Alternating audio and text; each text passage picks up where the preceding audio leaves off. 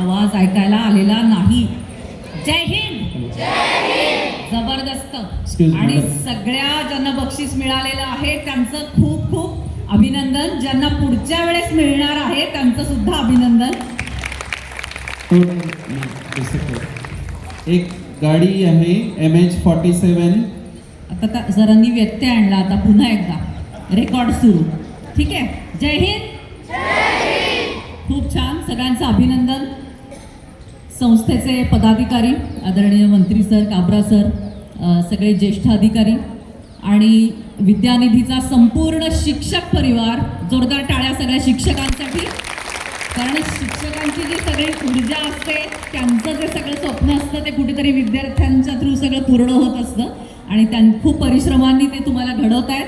अशा सगळ्या शिक्षकांना माझ्याकडून एक कडक सॅल्यूट सगळ्यांना. आणि पुन्हा एकदा मला असं वाटतं की हे सिद्ध होतं की संस्था मोठी कशाने होते.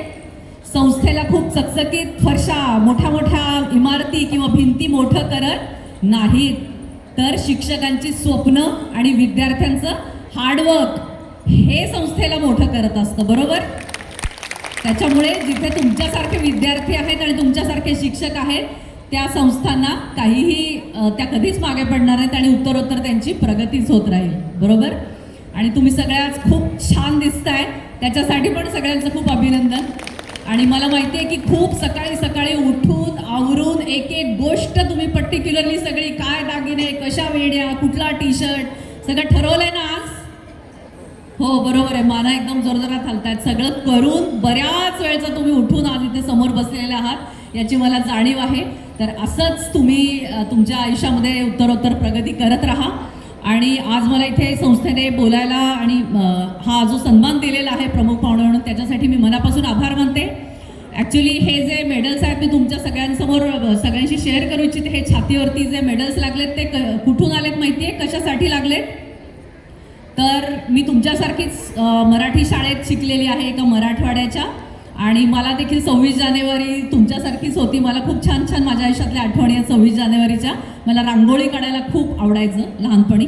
त्याच्यामुळे मी खूप सकाळी उठून थंडीच्या कडाक्यात दुरून सायकलवरती 26 जानेवारीला रांगोळी काढायला यायचे. आणि आवाज थोडा बरा होता माझा, त्याच्यामुळे मी गाण्याच्या ग्रुपमध्ये पण शान मारून घ्यायचे की आपण जरा पुढे पुढे हां आणखीन राष्ट्रगीत असेल, हे असेल, असं सगळं जरा समोर उभे राहायचे. थोडीशी शिक्षकांची लाडकी वगैरे असं.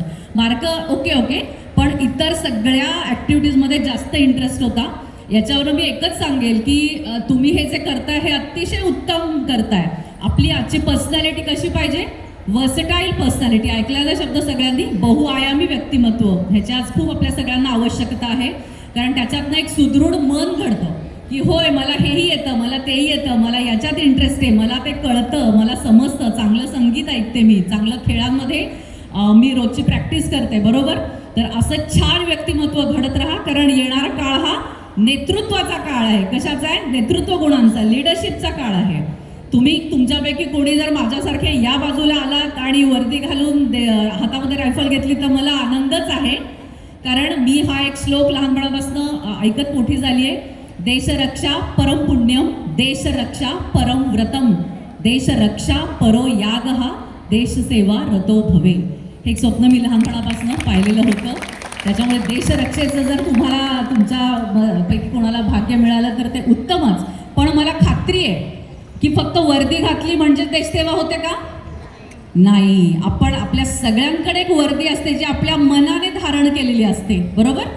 आणि त्याच्यामुळे आपण एअरफोर्स, आर्मी, नेव्ही यांची वर्दी घातली नाही किंवा घातली तरी सुद्धा आपण जर सशक्त एक